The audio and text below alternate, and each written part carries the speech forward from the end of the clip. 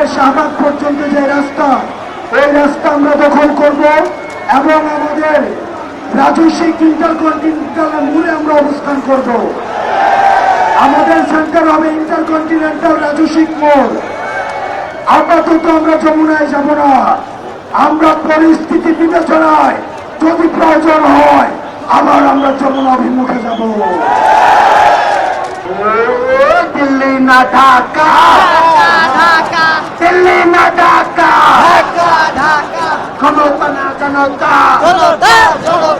আপোষ না সংগ্রাম, দালাল না রাজপথ, দালাল না রাজপথ। বান্ডেল থাকলে প্রতি সেনমানিতে টাকা বাঁচবে।